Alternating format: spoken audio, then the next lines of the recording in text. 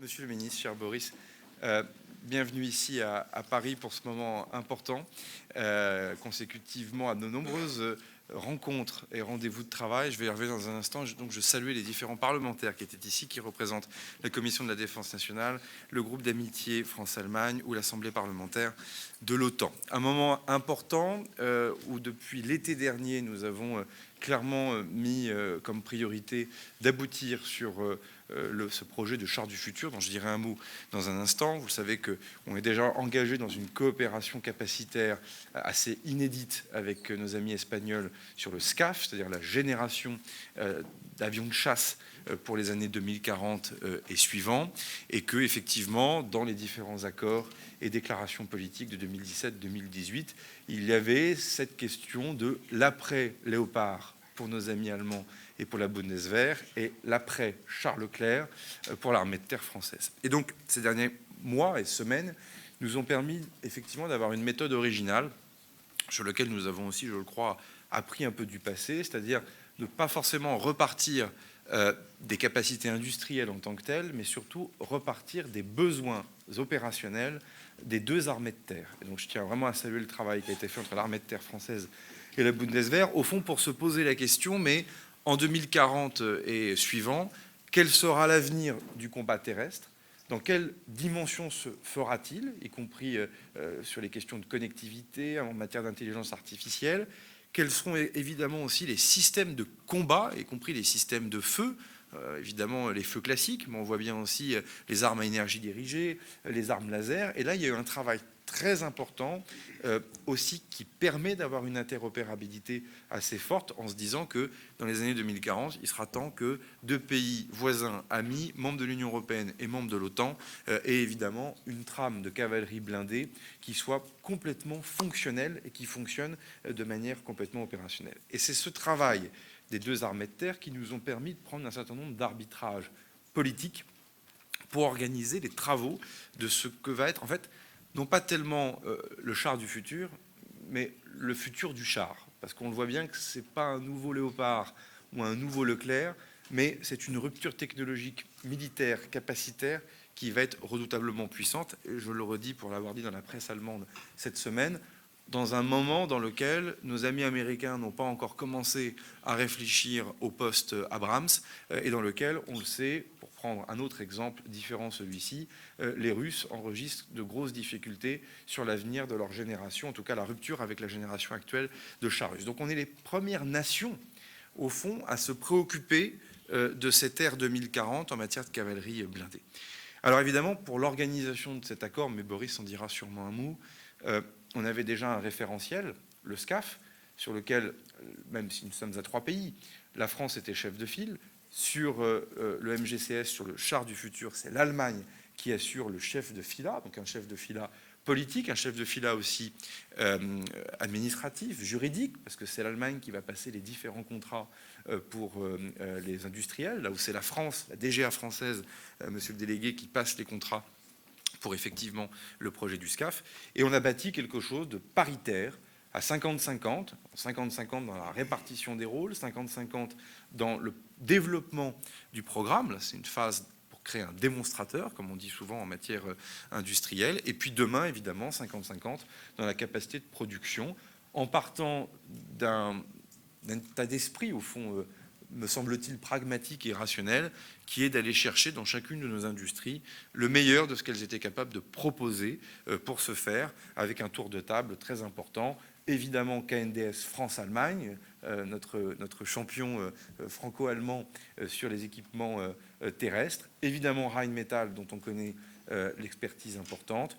D'autres entreprises françaises. On ne peut ne pas citer Thales, par exemple, pour la connectivité, mais il y en a d'autres avec des systèmes de piliers qui correspondent globalement aux grands enjeux de la trame du programme. Donc là, maintenant, évidemment, après la signature de cet accord entre nos deux gouvernements, des marchés vont être passés, les industries de défense vont travailler et vont nous faire des propositions dans les mois qui viendront pour commencer justement à organiser la qualité de ce programme. C'est un point clé. Je rappelle qu'aujourd'hui, nos systèmes d'obus ne sont pas de la même taille entre nos deux armées, ce qui est une aberration, me semble-t-il, et que demain, ça nous permettra de converger vers quelque chose d'interopérable, comme on le dit régulièrement. Et donc, ça vaut aussi pour nos efforts de relocalisation, de production de poudre, de systèmes d'obus, et d'avoir effectivement une trame terrestre qui a des perspectives dans la durée. Et ça sera mon dernier mot pour ne pas être trop long, dont je vous rappelle que la concurrence sera de plus en plus dure dans le monde, parce que les équipements terrestres, par définition, ce sont les équipements qui sont parfois les plus faciles à produire, je dis bien parfois, et vous voyez quand même que de grands géants, l'Inde et d'autres, sont en train de se réveiller et vont potentiellement inonder le marché de produits, en tout cas d'équipements pour les différentes armées de terre dans les années qui viendront. Et plus on prend le rendez-vous des ruptures technologiques, des ruptures d'innovation tout de suite, plus on se met sur un autre marché, sur un autre segment qui nous permet évidemment d'avoir des promesses aussi à l'exportation, parce que c'est comme ça que le modèle évidemment se construit. C'est vrai pour nos amis allemands et c'est vrai pour nous. En tout cas, à titre personnel, moi je remercie le ministère de la Défense allemand, parce que au-delà de l'amitié personnelle que nous avons l'un pour l'autre, la franchise qui nous permet dans tous les climats, dans toutes les circonstances, et Dieu sait que parfois c'est pas toujours simple, les aventures partenariales. Tous les deux, on arrive à avoir un degré d'intimité en termes de réflexion stratégique, de liberté de parole, qui nous permet de parler de tous les sujets, et ça c'est très précieux. Mais derrière, ce sont évidemment les équipes. Je veux saluer quand même Emmanuel Kliva et Thierry Carlier, du côté allemand, Bénédicte Zimmer, les deux armées de terre, parce qu'il y a vraiment eu un travail qui est allé en profondeur dans les deux systèmes militaires, dans les deux systèmes de sécurité, et ça pour le coup, c'est très précieux pour l'avenir. Monsieur le ministre, mon cher Boris, bienvenue à Paris et merci de ta présence. Ja, merci bien. C'est vraiment un grand plaisir d'être avec toi aujourd'hui ici à Paris.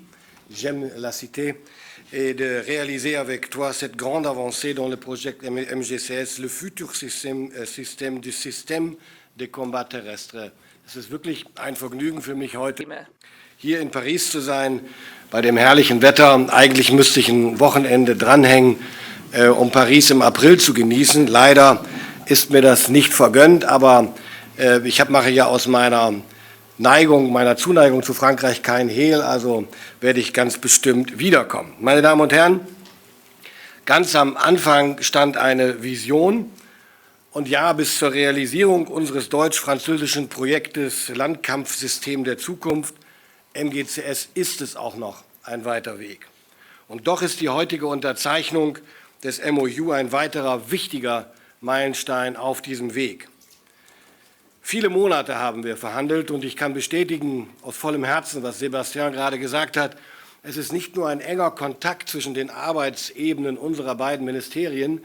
Zum Leidwesen unserer Mitarbeitenden pflegen wir auch den direkten Kontakt, was dann schon mal dazu führt, dass die Dinge sich auch mal überholen können und neue Dynamik reinbringen. Ich bin jedenfalls sehr froh, Sebastian, dass du gleich von Anfang an mit mir auch gerade dieses Projekt, neben all den vielen Fragen, die wir als Deutschland und Frankreich miteinander zu diskutieren haben, dass du immer den direkten Draht gesucht hast, dass wir ihn gefunden haben und dass wir sehr, sehr schnell in den letzten Monaten die Fortschritte erreicht haben, die wir erreicht haben. Bei einem gemeinsamen Abendessen vor wenigen Monaten in der Villa Borsig in Berlin hatten wir beide dann letztlich, kann man sagen, mit unseren Teams zusammen den gordischen Knoten durchgeschlagen, uns auf die Verteilung der Aufgaben geeinigt. Und dass das möglich war, das will ich auch noch mal deutlich unterstreichen, verdient größten Respekt und Dank auch meinerseits an unsere Teams auf beiden Seiten, in Paris und in Berlin, für die wirklich teilweise kleinteilige, detailreiche und nicht immer einfache Arbeit, die Dinge zusammenzubringen. Vielen Dank an beide Teams, auch von mir. Sebastian und ich stellen Ihnen heute das Ergebnis vor. Sebastian hat es angedeutet. Wir folgen bei der Verteilung der Aufgaben oder der Struktur des Projekts MGCS spiegelbildlich der Struktur von FCAS. Bei FCAS hat Frankreich das Lead und beim MGCS-Projekt hat Deutschland das Lead. Wir übernehmen da die Führung. Ich will jetzt nicht auf die einzelnen Säulen eingehen. Im nächsten Schritt jedenfalls werden jetzt die Verhandlungen zum Industrievertrag für die Phase der Technologiedemonstration aufgenommen. Und unser ehrgeiziges, aber man muss sich ja hohe Ziele setzen, unser ehrgeiziges Ziel ist, bis zum Ende des Jahres die Verträge fertig zu haben. Ich weiß, die Verantwortlichen der verhandelnden Teams wissen die Herausforderungen zu schätzen. Und die Verträge sollen fertig sein bis Ende des Jahres, sodass dann Anfang des Jahres, soweit erforderlich, die Parlamente entscheiden können, was zwingend notwendig wäre. Übrigens, meine sehr geehrten Damen und Herren Abgeordneten, dieses Projekt lebt von der Unterstützung der Parlamentarier. Wir beide können uns ausdenken, was wir wollen. Wenn es nicht getragen wird als ein wichtiges europäisches Rüstungsprojekt, wird es nicht fahren, genauso wie FCAS dann nicht fliegen würde. Wir wollen mit MGCS das Landkampfsystem der Zukunft bauen. Es geht eben nicht, ich wiederhole, was Sebastian gesagt hat, nicht um die Weiterentwicklung von Leclerc oder Leopard. Es geht nicht um Leopard 3, 4 oder 5, sondern es geht um etwas völlig Neues, miteinander vernetzte Gefechtsfahrzeuge, die teilweise auch unbemannt operieren können. Künstliche Intelligenz berücksichtigen wir ebenfalls. Wir berücksichtigen aber vor allem auch die Anforderungen, die schon gewissen und die erwarteten Anforderungen an moderne Konflikte, an mögliche Kriege der Zukunft. Und dafür gilt es, innovative Technologien zu entwickeln, autonomisches, taktisches Navigieren, robuste Cloud und der Umgebung und eine resiliente, digitalisierte Automatisierung und künstliche Intelligenz wird natürlich ebenfalls dazu beitragen, dass wir mit MGCS einen deutlichen qualitativen Fähigkeitsvorsprung für die Landes- und Bündnisverteidigung erreichen. Und lieber Sebastian, der heutige Tag, und das ist mir persönlich, aber auch als Mitglied der Bundesregierung ganz besonders wichtig, mit das Projekt, dieser heutige Tag und das Projekt MGCS spiegeln eben nicht nur die gemeinsamen Ambitionen, die wir als Deutschland und Frankreich haben müssen, wider. Sie stehen vor allem auch, und das kann man in diesen Tagen gar nicht oft genug betonen, für ein ausgeprägtes, starkes, gegenseitiges Vertrauen, auf das es in diesen Zeiten noch mehr ankommt, als wahrscheinlich in den letzten Jahrzehnten jemals zuvor. Und ich bin dir sehr dankbar, dass wir beide persönlich das vorangetrieben haben, dass wir eng und erfolgreich zusammenarbeiten, aber auch, weil es nicht nur Symbol, sondern auch Unterstreichung ist einer tiefen Verbundenheit und Freundschaft und des gemeinsamen Bewusstseins für die Verantwortung, dass Deutschland und Frankreich als Achse Frankreich-Deutschland eine wichtige, geradezu Dynamik vorgebende Bedeutung haben für das, was in Europa passiert. Ein Beispiel dafür ist die deutsch-französische Brigade, aber auch unsere gemeinsame Lufttransportstaffel in Évreux, die jüngst bei der Versorgung im Gazastreifen gezeigt hat, was sie kann und wie lebendig sie ist. Aber ich will es auch deutlich sagen, es ist auch Ausdruck dessen, was der französische Präsident in seiner kürzlich gehaltenen Rede zum Ausdruck gebracht hat. Wir brauchen ein europäisches Verständnis für Rüstungsindustrie, für Entwicklung von Rüstungsgütern in Europa. Wir müssen angesichts der Entwicklungen auf der Welt sicher nicht kurzfristig, das wird nicht gelingen, aber mittel- und langfristig, wie soll ich es formulieren, die besten Lösungen im Rüstungsbereich in Europa entwickeln, also die besten Lösungen am besten aus Europa. Das muss die Botschaft für die Zukunft sein, aber auch das ist ein Weg, der noch beschritten werden will. Wir haben in vielen Bereichen Systeme, die gut sind, die aber nicht überall State of the Art sind. Und daran müssen wir arbeiten, daran müssen wir unsere Rüstungsindustrie messen. Dabei müssen wir sie unterstützen bei Forschung und Entwicklung, damit klar ist, Europa setzt auf seine weitgehende rüstungsindustrielle Eigenständigkeit nicht morgen, vielleicht nicht übermorgen, aber sobald es eben geht, meine Damen und Herren. Ich freue mich sehr, dass wir auch mit diesem Projekt, denn es ist im Grunde genommen ein Beispiel dafür, was gehen kann, der Realisierung dieser Vision einen Schritt näher kommen. Vielen herzlichen Dank. Merci beaucoup, Boris, merci infiniment. Je vous propose de prendre quelques questions dans le temps qui nous est imparti, car j'ai promis à Boris qu'il serait à l'heure, pour être clair, dans son retour en Allemagne. Bonjour, Michel Cabirol, La Tribune. C'est une question pour Monsieur Pistorius. Vous allez signer ce mémorandum. Est-ce que vous avez la vision, savoir si effectivement le Bundestag, qui est un organe qui valide ce type d'accord entre le gouvernement fédéral allemand et la France, est-ce que le Bundestag va valider tel quel ce mémorandum? dieses Abkommen, diesen MOU, muss ja noch niemand validieren. Das ist ja unsere Verantwortung. Aber wenn der konkrete Vertrag im Dezember fertig ist, was das Ziel ist, dann werden wir in den Bundestag gehen. Und ich habe ehrlich gesagt nicht den geringsten Zweifel, dass dieser Vertrag durch den Bundestag gehen wird mit einer breiten Mehrheit, jedenfalls soweit es die demokratischen Parteien im Bundestag angeht.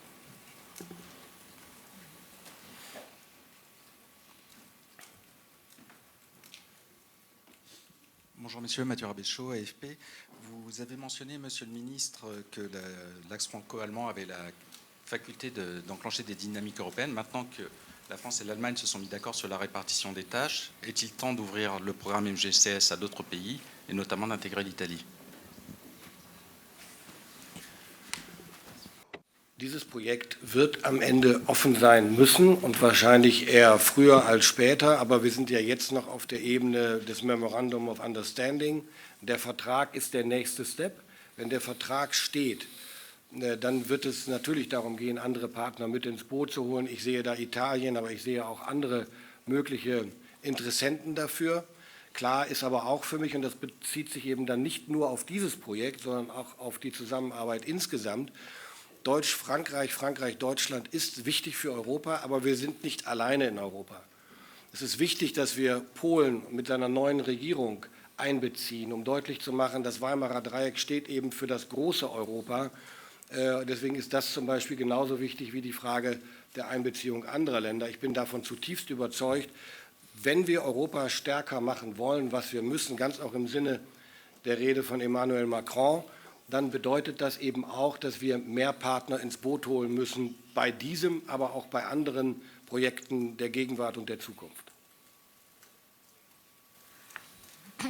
Bonjour, Laura Kelly, Poetico. C'est une question pour tous les deux. Est-ce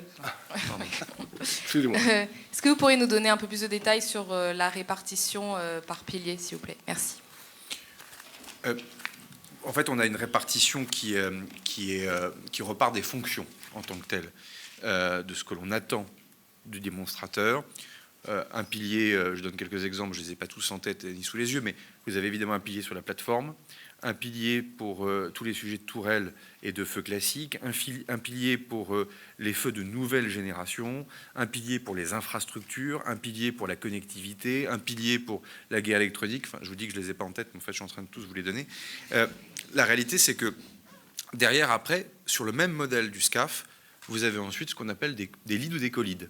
Et après, on s'est réparti justement ce travail-là ensemble à Berlin lors de ma dernière visite en disant, sur tel aspect, très franchement, on voit bien que des entreprises et allemandes et françaises peuvent le faire ensemble, co-lead, sur tel ou tel pilier, des leaderships qui peuvent être purement nationaux, en fonction aussi de l'expérience industrielle ou tout simplement aussi du degré de maturité des technologies présentes de chacun des côtés de nos frontières.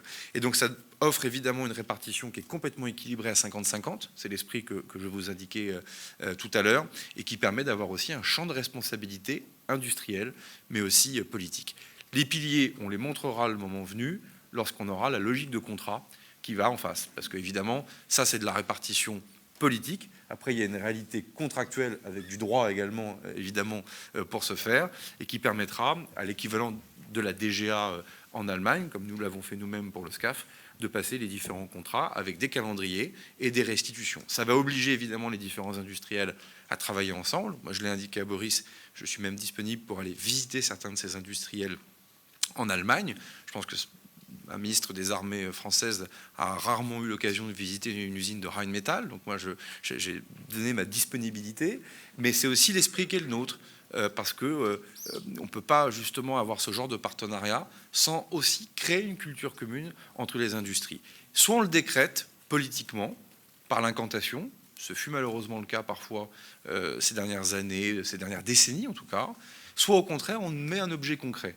Et travailler sur des briques technologiques, travailler sur un objet industriel, c'est-à-dire concret par définition, oblige aussi l'ensemble de ces industriels à regarder comment elles peuvent trouver leur place en fonction de leurs compétences. Et ça, pour le coup, on aura ce travail-là à faire pour le SCAF, parce qu'on n'est pas au même degré d'avancement.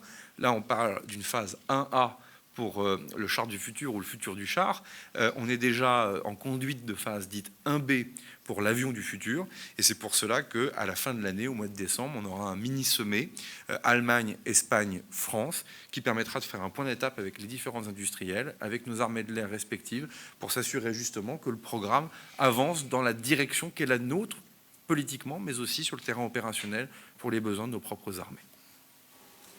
Peut-être aussi presse allemande. Ich will das gerne noch nur mit einem Satz ergänzen. Der Vorschlag von Sébastien, deutsche Rüstungsunternehmen zu besuchen, ist von mir mit Begeisterung aufgenommen worden und wird gleichermaßen erwidert mit dem Angebot, mit ihm gemeinsam auch französische Rüstungsunternehmen zu besuchen, um zu unterstreichen, dass es hier um eine staatliche Vereinbarung geht, eine intergouvernementale Vereinbarung geht, um ein gemeinsames Projekt der Staaten, bei dem die Industrie die Auftragnehmer sind und wir die Auftraggeber. Wir müssen die Dinge zusammenführen, damit das Projekt dann auch wirklich zum Laufen oder besser gesagt zum Fahren kommt. Deutsche Presseagentur dpa aus Berlin. Ich erlaube mir hier doch noch mal nachzufassen, weil die Frage der industriellen Verteilung ja ein Kern dieser Einigung ist. Haben Sie sich politisch im Grundsatz geeinigt, wer was machen soll, wer wofür zuständig ist? Können Sie die Grundzüge dieser Einigung ein bisschen konkreter erläutern? Und nochmal eine damit verbundene Frage, wenn Frankreich bei FCAS die Führungsrolle hat, wie und woran macht sich die deutsche Führungsrolle bei MGCS fest? Es gibt den schönen deutschen Spruch, nicht alles, was hinkt, ist ein Vergleich. Damit will ich sagen, man kann beide Projekte nicht 1:1 miteinander vergleichen, weil bei einem Flugzeug, allemal einem Flugzeug der Zukunft, gibt es ein Kernelement, ein großes Kernelement. Da hat Frankreich das Lead. Bei einem Panzerprojekt ist es nicht ganz so klar auszumachen, weil es mehrere Module gibt, die mehr oder weniger gleich oder fast gleich zu gewichten sind. Wir haben eine Aufteilung der 8 sogenannten Pillars, die ist paritätisch, hinterlegt aber an den entscheidenden Fragen, da wo es einen Panzer ausmacht, die deutsche Kompetenz und damit das deutsche Lied, um es mal so zu formulieren. Das ist, glaube ich, entscheidend und wir arbeiten jetzt an der Ausgestaltung und wir sind uns einig, dass es eine beiderseitige Wertschöpfung der Industrie von 50% jeweils geben soll und muss, damit das auch ein klar paritätisches Modell sein kann, auch für möglicherweise beispielgebend für zukünftige Projekte. Entscheidend ist, dass wir mit unserem Know-how da sind, wo die Franzosen, unsere französischen Freunde sind. Bei der Flugzeugtechnik sind wir es beim Panzer. Das drückt sich in der Verteilung aus.